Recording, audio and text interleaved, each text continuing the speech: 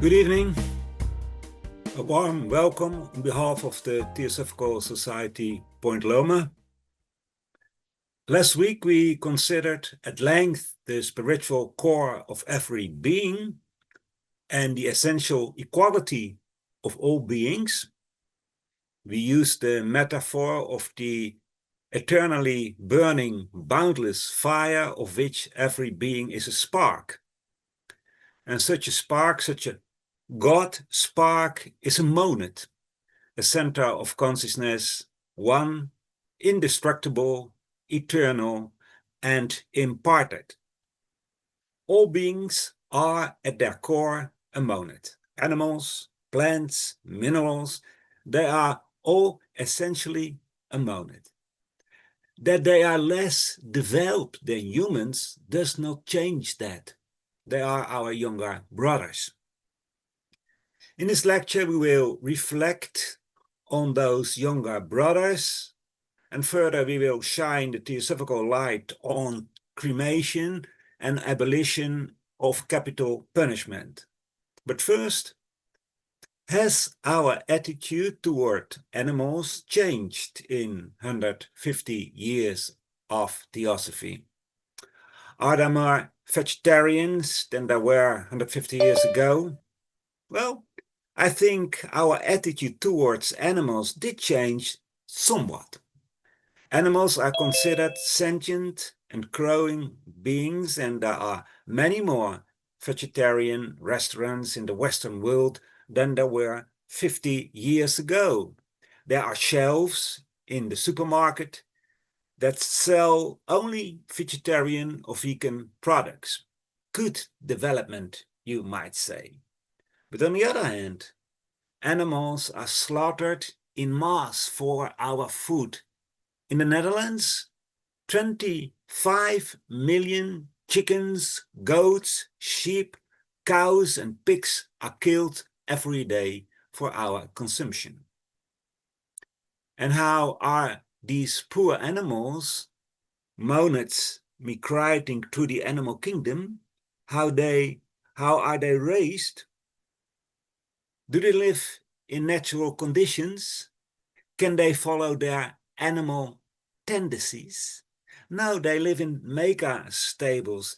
Tails are burned off in pigs. Fattening bulls leave their boxes only when they go to the slaughterhouse.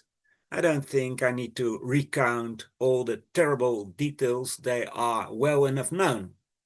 Fortunately, there are animal-friendly organizations that have been fighting for years against the bio-industry, which is still there in spite of everything. Economic interest evidently outweighed the fate of our young brothers. On the other hand, there are people who spend hundreds of dollars or euros for their dog or cat. Well, their distant ancestor, the wolf, evokes such anger and fear in many people. In short, the attitude of today's peoples toward their younger brothers is rather ambivalent. It is therefore good to take a quiet look at how humans relate to animals. Well, in 1883, Elena Petrovna Blavatsky published an article in the Theosophist entitled, "Do Animals Have Souls?" It's a long article in which she analyzes the views towards animals that existed in her time. Last week we quoted the vision of the Mahachohan, who said of the intellectuals of the 19th century that they could be divided in two groups, the religious, superstitious, dogmatic ones, and the materialist, equally dogmatic, who believed in nothing they could not see, and who indulged in all sort of animal pleasures. Well, the latter group regarded animals as machines. In this they followed the French philosopher of the 17th century, Descartes, who defined animals as a kind of machine. Animals, Descartes says, have a body but no thinking capacity, no mind. They are like a clockwork that has been wound up and is slowly winding down, and therefore they cannot feel pain. With the second group, the fanatical believers who embraced all kinds of superstition, it's a little bit more complicated because all kinds of conflicting opinions and interpretation of Bible texts. Thomas Aquinas, the Catholic theologian and philosopher, claimed that animals do have a soul, but it dies with the body. In practice of life, however, this did not matter much because the believers, anti-materialists who believed that animals are machines, treated animals in much the same cruel way. So Europeans in Asia, where Hinduism and Buddhism were the prevailing religions, marveled at Asians who had a very different attitude toward animals. Yes, they scoffed at the Indians who were gentle with animals and, as vegetarians, did not want to eat meat. And their vision is certainly more in line with that of Theosophy. Animals are beings who, like us, human beings, have feelings, know joy, pain, have their animal calls, and thus, like us, are learning and are engaged in a pilgrimage. We are 150 years down the line now, and many biologists have found that animals have all kinds of emotions that humans also know. It was even observed that chimpanzees have a certain form of humor. Physically, animals, especially mammals, are very similar to humans. Physically, humans are also mammals. Humans also give birth to the children who drink milk from the mother. There is, of course, a very, very great difference between humans and animals, a difference that is essential in the light of Theosophy. We differ in consciousness, in range of consciousness. When asked by a student about the difference between animals and humans, H.P. Blavatsky replied, and you can read it in the Secret Doctrine commentaries, that animals have no principle less than humans. Animals have 7 principles of consciousness, just as we humans have. But the highest 3, Atman, Buddhi, and Manas, the divine, the spiritual, and mind, thought, they are latent, still sleeping. In the first lectures of this series on 150 years of Theosophy, you have heard that the Manasaputras, the sons of Manas, the sons of mind, awakened thinking in beings who were fit for it. Fit on the basis, of course, of past lives, of past life cycles. Man can think and has self-awareness. Man can think about himself and can self-consciously give direction to his life. Self-guided evolution, we call it. Animals cannot. In them, 18 million years ago, the Manasaputras did not irradiate or overshadow their consciousness. They were not yet ready for it. So that in them, the mind, was not awakened, at least not awakened at the level at which it is awakened in present humanity. But that doesn't mean that animals are worth less than humans. In a new major next cycle, the life of planet Earth, we call it a Manvantara, they, or at least the most advanced of the animals, will be given the opportunity to develop thinking. Nevertheless, the animal kingdom is very close to the human kingdom. As mentioned, they are our younger brothers. And as is the case in large families, the older children often have to take care of the children born later, the younger siblings. And this is also the case with men in relation to animals.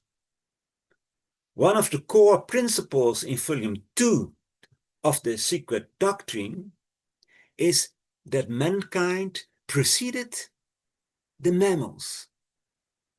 It is thought in our schools that man would have grown out of mammals. You know the theory that an ape-like creature in the savanna of Africa started walking upright, and that's how men would have come into existence. Although this is the prevailing theory in scientific cycles, it is even presented as fact. It is not supported by facts.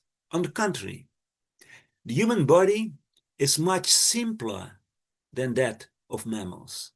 And in the embryonic phases of humans, we do not recognize ape-like faces. Theosophy teaches that man is the primordial stock, the parent, the origin of mammals. This is difficult to explain because it's a complicated doctrine. We must take you to much earlier eras, much earlier cycles, and we call them root races. Back then in the substance was much more malleable, much more ethereal, and moreover the monads, in whom thinking would later be brought to fruition, had much less grip on the vehicle, on the body. Nor was man in that distant past a one-sexed entity, for the division of the sexes had not yet taken place. Helena Blavatsky describes all this in the first chapters of volume 2 of the Secret Doctrine, and later Dr. Gottfried de Perucker explained it further in his book Man in Evolution. In those first root races, as we call them, that is even before the 18 million years, physical humans, if we can call them humans at that time because our mind had not yet been awakened, our physical body was much more ethereal and we had much less control over the plastic body, and clumps of cells fell off the body and could develop into other latent humans. But some of those clumps of cells, compared to buds on plants that fell off humans, could develop into beings that over the millions of years of material evolution grew in what we now call mammals. All those mammals specialized in a particular direction.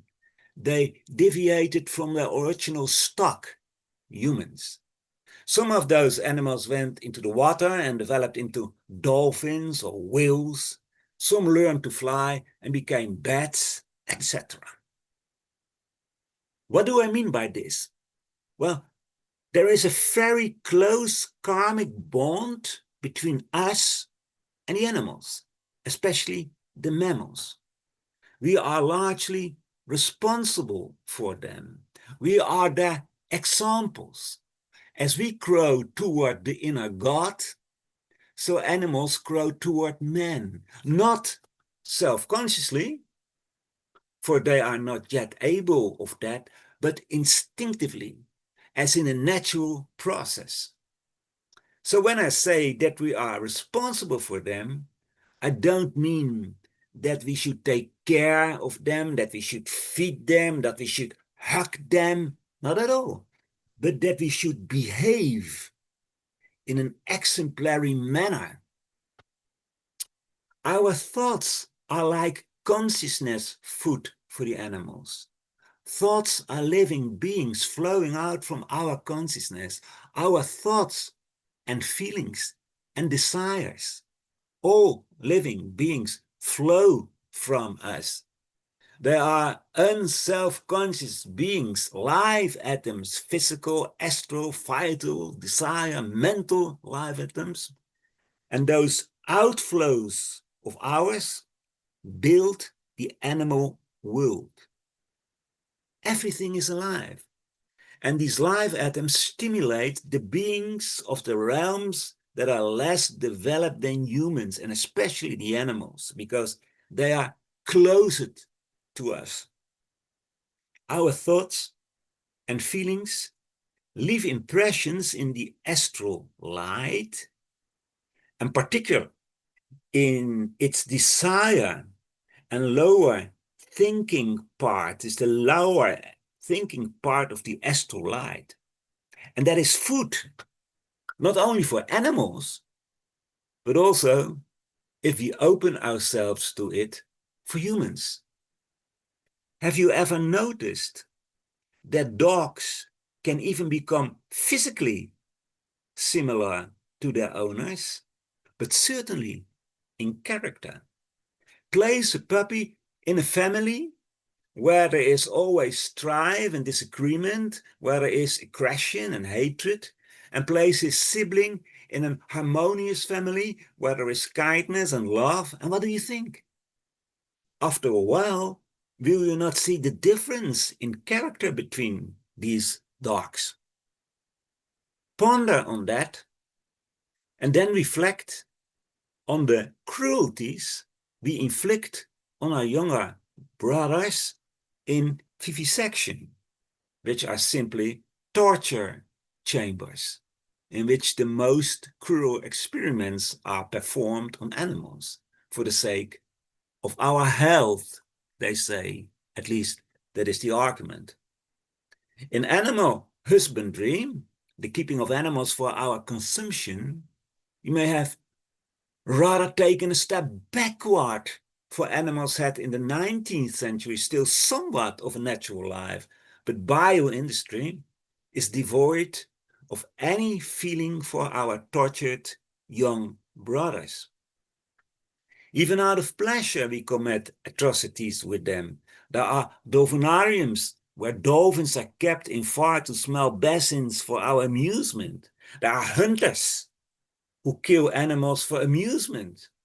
How contrary also to the sixth commandment of the Christian faith that many of those hunters profess: thou shalt not kill.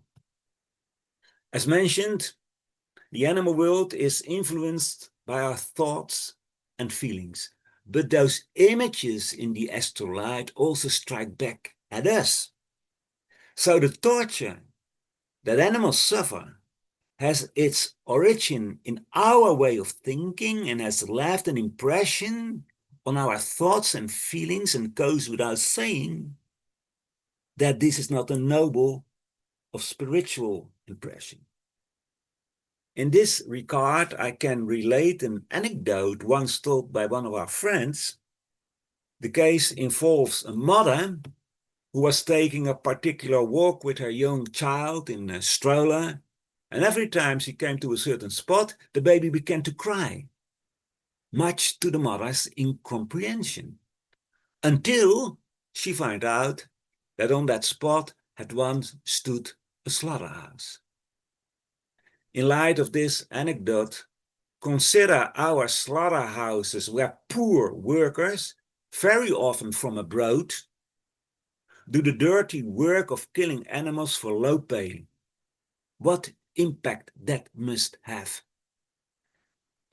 And all because we want to eat a piece of meat. Why do we eat meat in the first place? Animals, like humans, are in a certain class of the school of life, but we deprive them of the learning material by preventing them from being able to follow their natural instincts. And we do that, for example, when we take calves away from their mothers, or when we lock pigs in concrete tanks, or when we keep chickens in large layer farms where they can never hatch their own eggs. Then all those animals fell behind in their evolution. Young bulls never grow old. They will never fertilize a cow. And these herd animals, so they live in a group, live and die in isolation. For example, what happens if we end an animal's life prematurely in a slaughterhouse? Animals reincarnate immediately, but since they do not die naturally, it must lead to imbalance. And why do people eat meat? First and foremost, let me say that the Theosophical Society has no prohibitions or commandments. Everyone must draw their own ethical conclusions from the teachings. If one believes that killing animals for his consumption is necessary, then the responsibility lies entirely with him. And I can imagine that if you have eaten meat for decades, you cannot leave it out so easily, because your body has also built up a certain pattern. But it would be good to consider eating meat for several reasons.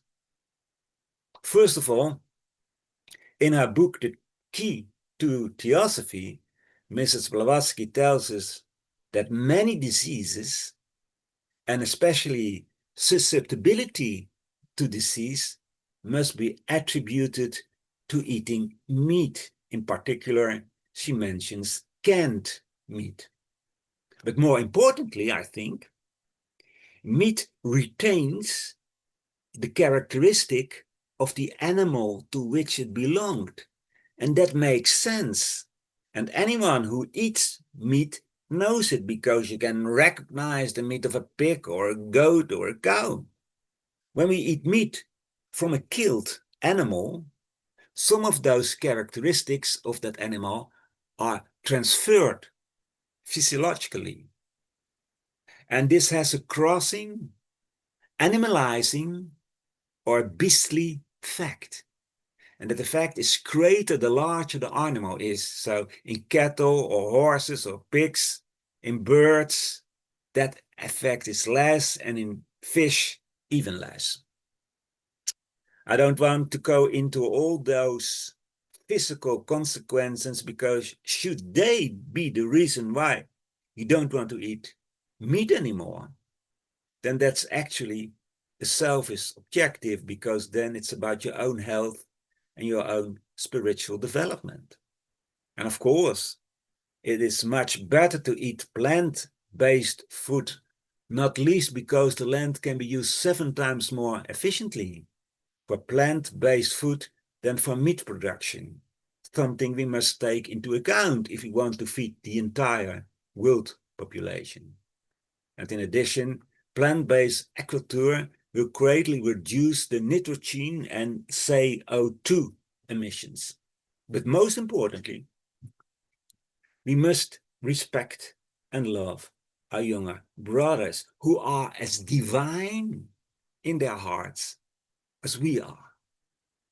We are still in the process of change, inspired by the Theosophical Society. 150 years ago, we began with it, and we still have a long way to go. Well, the next topic is cremation.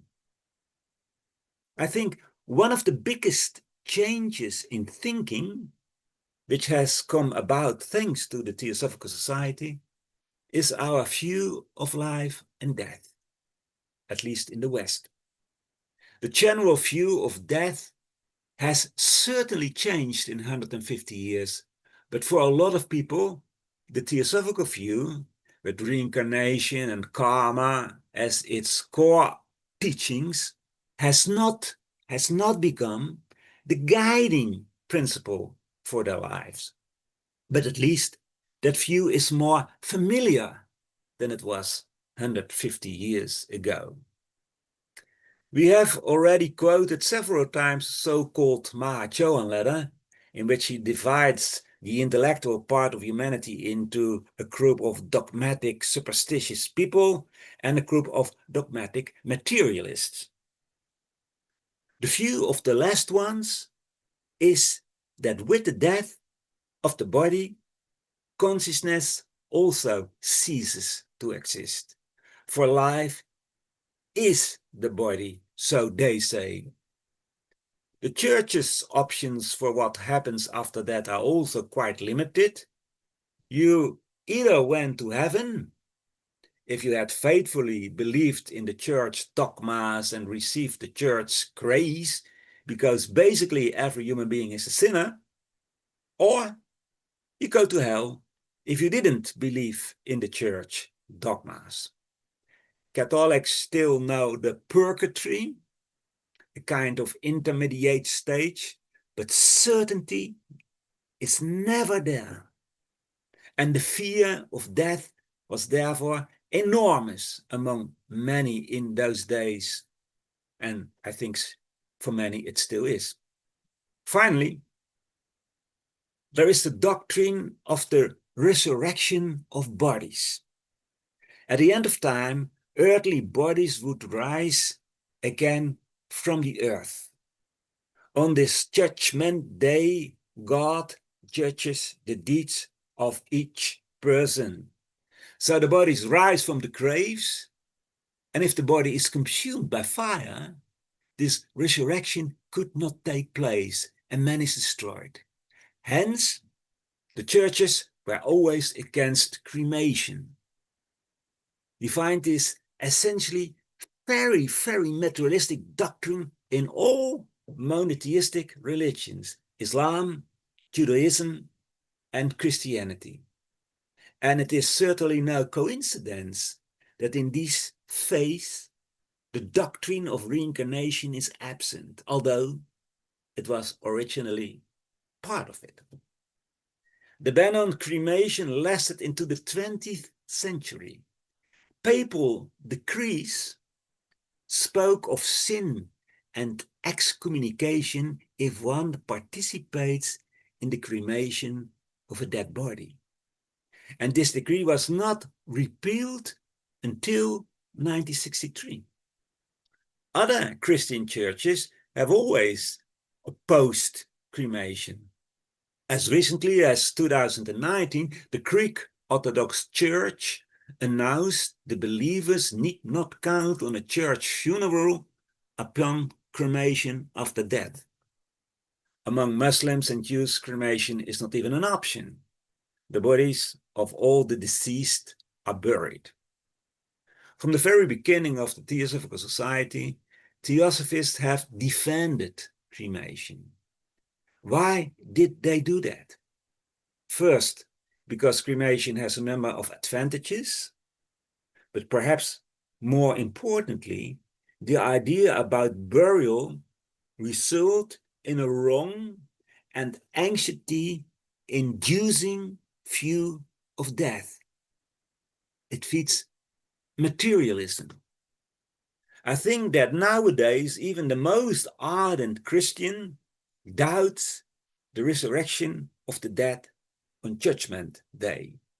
Everyone knows that of the body buried in the earth for several years, only the bones remain, and the ravages of time will completely disintegrate them as well. A buried body is subject to an oxidation process, which is actually a slow form of burning. So really, the only difference between cremation and burial lies in the time factor.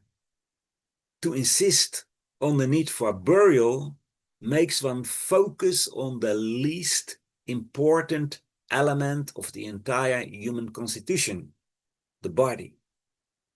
And this will undoubtedly have played a part in the tremendous efforts, particularly by the president of the Theosophical Society, Henry Steele Olcott, in the first cremation in the United States of Baron de Palm. It took Olcott an enormous amount of effort to overcome the opposition to cremation. In other countries, opposition to cremation was no less strong. Increased the ban on cremation was not lifted until 2008. Now, you must always consider the cremation process in the light of dying. Hence, It had the attention of the founders of the Theosophical Society. See, dying is a peeling off process. Dying is like taking off several layers of clothing. There's nothing fearful about that. It's never consciousness that dies.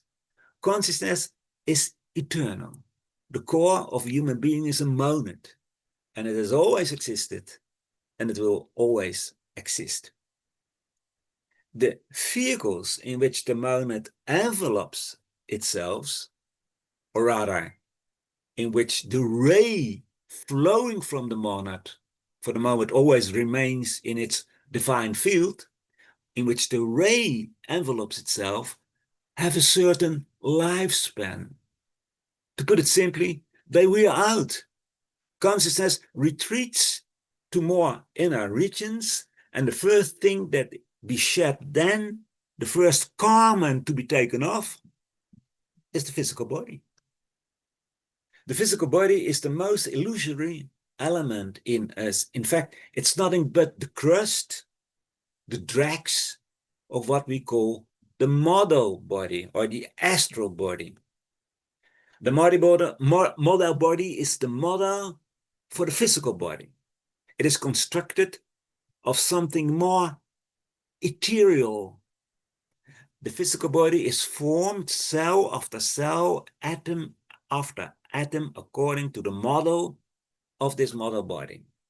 And it dies almost at the same time, a little later, than the body visible to us.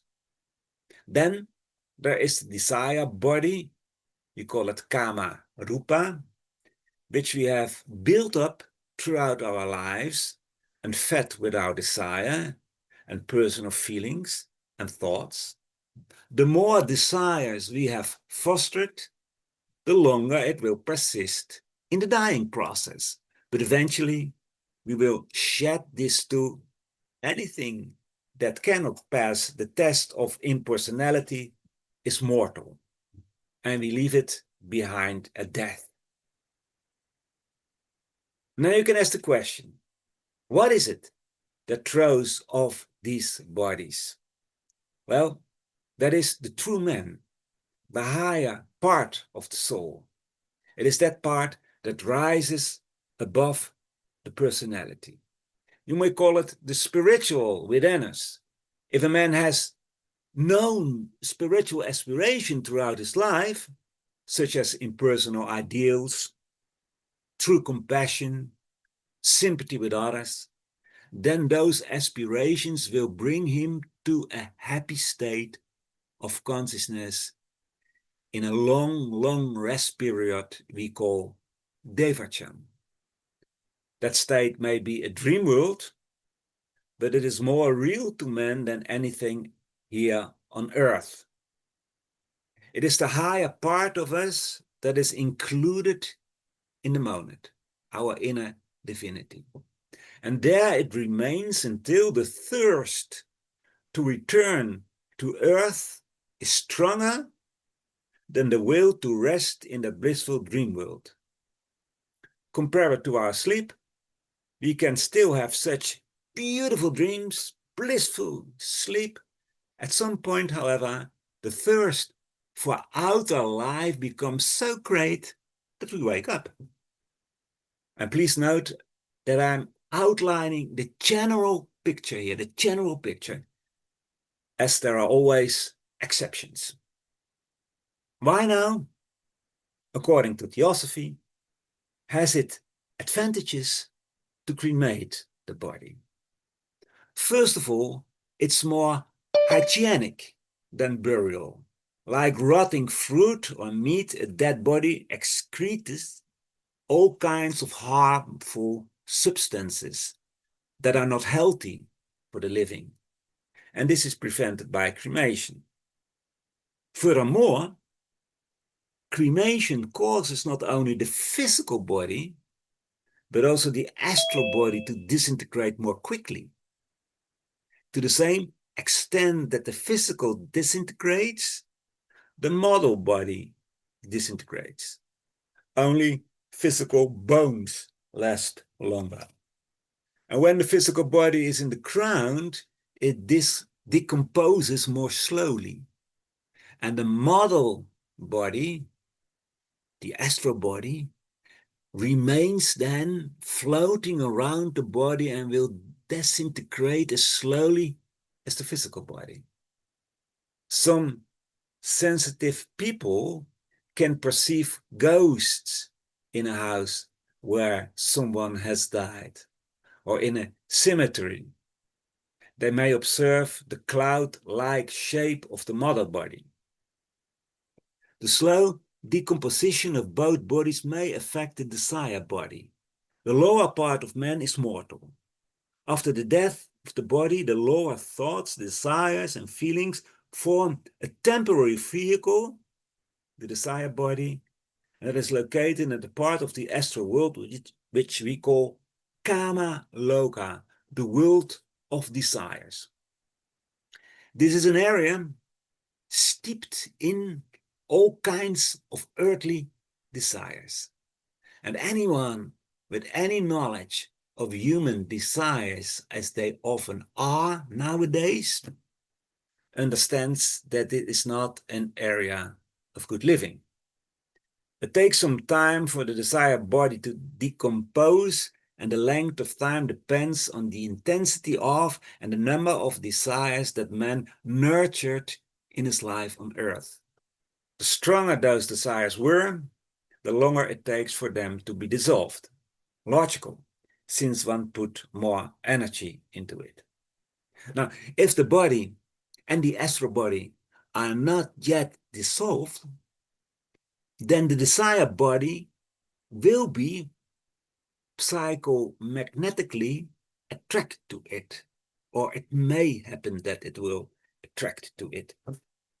If man has not yet died the second death, and that is, not all desires have been worked out, then the body can exert some influence on the consciousness of the disembodied man.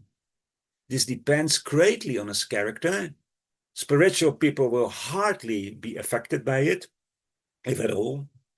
But in people with earth-centered desires and inclinations, it can certainly have some effect. If the body has been cremated and as a result the astral body has also disintegrated into its constituent parts, this also has a beneficial effect on the decomposition, the process of decomposition of the desire body. And you see, cremation has only advantages. Hence, in all ancient civilizations, the bodies of dead people were cremated. The body was considered an illusory instrument, useful for some time, but never of lasting value. Now, there are those who have misunderstood the teachings of Theosophy and object cremation, believing that the soul of man suffers when the body is burned. That is, however, impossible. Physical fire can only affect matter of this material realm. It has no effect whatsoever on the area where the soul of man is located. Dying occurs because consciousness withdraws from this material realm. So when it is established that man is dead, that he has died, human consciousness has detached itself from it and cannot feel anything about what happens to the body. Now, it's not always easy to determine when death has fully set in. And when the heart has stopped beating, there may still be brain activity. And therefore, it is sensible to burn the body only after several hours. H.P. Blavatsky mentions 12 hours in this regard. This is partly due to the fact that just before and after the last beat of the heart, there takes place a so-called panoramic vision, a clear retrospection of the past life.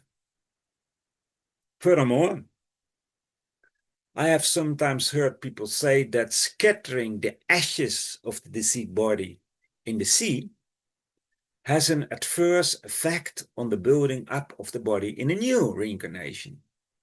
Much could be said about this, but let me limit myself. It's not so much the physical cells or the physical molecules and atoms that build our bodies, but the conscious forces behind them. And these forces, the consciousnesses of those particular primitive beings, are called live atoms. Live atoms are the animating or vital force behind or within every physical particle. So a live atom is not a physical atom, that is only the vehicle of it. And therefore, it are not the live atoms that disappear to the bottom of the sea when the ashes of the deceased bodies are scattered in the sea. Those live atoms are free at physical death. They follow their own inner impulses. They take a journey through different realms of nature corresponding to their own character.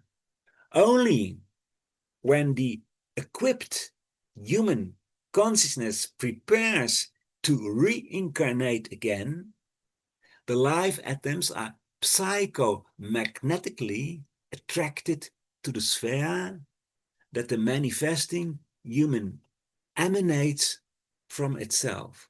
And thus the cooperation process between human consciousness and the trillions of live atoms can continue again. It is this idea of live atoms that is also the esoteric basis for the resurrection from the dead. That doctrine that has degenerated into a ridiculous dogma due to the ignorance, or perhaps willful ignorance, of the churches. After all, it are the live atoms that compose our vehicle, and after the human consciousness, the overarching force, the boss, so to speak, has passed away. Those live atoms go their way, and with a new birth, they are attracted again by human consciousness, and thus they form the new body of the reincarnating man. So a new body consists of the live atoms of the previous one. In this metaphorical sense, it is rising from the dead. And you see, it has nothing to do with the ecclesial dogma that the graves open and the bodies of the dead rise. Meanwhile, cremation is accepted in many countries, and theosophical considerations will certainly not play a role in this for everyone. The process of dying are still unknown to many, but something of a spiritual vision, something of reincarnation and the eternity of spiritual man permeated people's thinking in the 150 years of the Theosophical Society. It's still far from sufficient, because only when you have a somewhat accurate picture of life and death, you can build up a meaningful and inspiring philosophy of life, a philosophy in which death penalty certainly has no place. Because death penalty is one of the most cruel, senseless, yes, counterproductive punishments. The punishment is irreversible, so mistakes of justice can never be rectified. Moreover, it incites new murderers, because if the state may kill, you may think, then so may I. In addition to these arguments, we can make some strong arguments from Theosophy. And these have all to do with the dying process. And hence we want to add a little more detail to the picture of dying that we outlined before. We said that to die is to shed bodies. You take off different bodies like you take off your clothes. Those bodies are released, because consciousness withdraws from this outer world. At least this takes place in cases of natural death. Now, every reincarnated human being possesses a certain amount of life energy. That is the fuel for the outer life. Once that life energy is exhausted, consciousness experiences an attraction to the inner realms. One wants to rest, to process one's experience of the past life. Now, the dying process takes place unconsciously, just as we don't consciously fall asleep, we die without being aware of it. Only in the state after shedding the physical body does man come to some degree of self-awareness, depending on how one has developed during life. If you have harbored many desires, then the world of desire, Kamaloka, you become to a greater degree of self-awareness than if you have had few desires. Anyway, after a shorter or longer time, you die the second death and enter the spiritual world of Devachan, at least if you have nurtured spiritual aspirations in your life, because if you haven't, you will not have any Devachan. So far, very briefly, the natural dying process. But now suppose someone is executed. He is deliberately killed.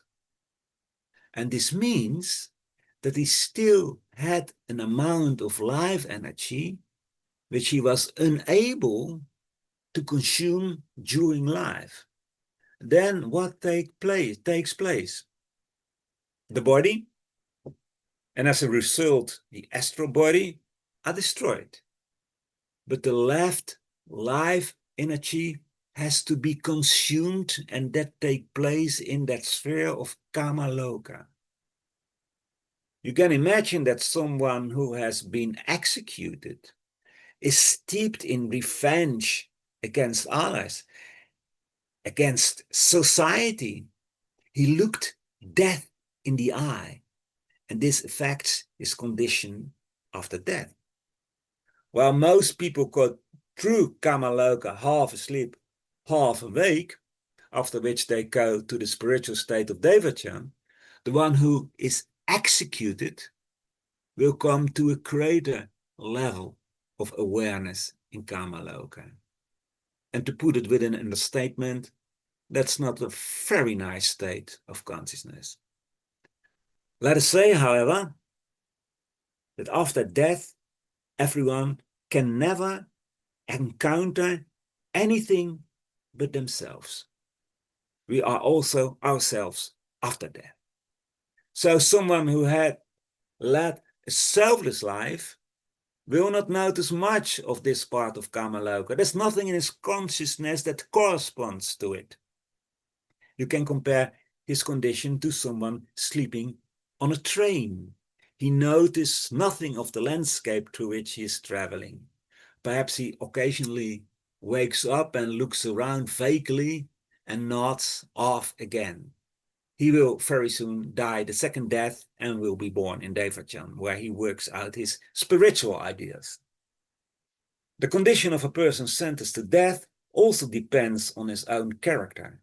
An innocent person put to death by the brutality of a regime is in a different condition, of course, than a serial killer who was executed. And although the condition of both in Kamaloka is different, they will have to stay there for a longer time than what would be natural. And you will have a greater degree of self-awareness than in natural death. Well, one of Elena's Blavatsky's associates, Dr. Franz Hartmann, who once received some letters from the Mahatmas, wrote an article in 1889 in which he applied the Theosophical teachings on dying to capital punishment. First, He points out the twists and turns of jurisprudence.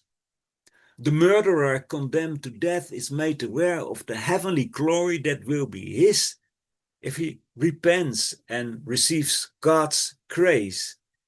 If that church teaching of repentance indeed leads to heavenly bliss, then the death penalty is not a punishment but a reward. Theosophy views capital punishment quite differently. With the death penalty, you deprive a person who may have actually done something terrible of the chance to improve. Based on reincarnation and karma, he will return in the next life with the character he developed in the previous life. If you give him the death penalty, then in the next life he will have the same character and then cause disharmony in society. Again, you haven't solved a single problem. Capital punishment serves no purpose. But in addition, an executed person exerts a very negative influence. Hartman also notes this in his article. He writes that when we kill a criminal, we are not killing the cause that produced a criminal, and that cause, he says, will in due time produce another criminal of the same kind, if not one of an even worse character, because the unjust act of depriving him of life will have produced a feeling and desire for revenge and an embitterment of spirit. We don't have time to quote more, but in summary, Hartman says that the evil tendencies of the criminal who has received the death penalty are not killed by killing the body. And those tendencies are attracted to other people who are susceptible to them. Then the same actions of the person put to death will be repeated. Hartman concludes that crimes sometimes become epidemic, and that when a criminal has been executed for a particular horrible crime, similar crimes often occur shortly thereafter. Any opening that the person sentences to death, now in Kamaloka, finds to go back to earth, and this happens, for example, when people on earth are beside themselves with rage, when they are full of hatred toward each other, or towards society, or when they are very, very drunk, a lot of alcohol, then the person sentenced to death will use the opening to incite people to do the most terrible things. Amnesty International has found many times that where the death penalty exists, the murder rate is higher than in states where the death penalty has been abolished. And to give an even clearer and more terrible example, remember when the US military and those of other Western powers invaded Saddam Hussein's Iraq, a radical change in power took place. Saddam Hussein's group was stripped of power, many were imprisoned, and thousands were executed, mostly hanged. Saddam Hussein was also hanged. And what took place a short time after that? The rise of the most brutal terror group imaginable, Islamic State. And I don't need to tell you what terrible things they did. In an 1819 Lucifer article, it was not an article, it was an answer to a question, HPB answered the question in response to Franz Hartmann's article. The question was how to act as a juror when confronted with a murderer. H.P. Blavatsky answers that you should not listen to your head alone. Everyone has a heart, and by heart, she no doubt means the Buddhic ability within us. When you punish a murderer with death, she continued, the juror who voted for his guilt necessarily becomes complicit in another murder. Capital punishment, she said, is nothing but a relic of the Jewish barbarity of an eye for an eye. We should never support such half-human acts. And then she said something very, very wise. She said, the true doctor cures disease. He doesn't kill the patient.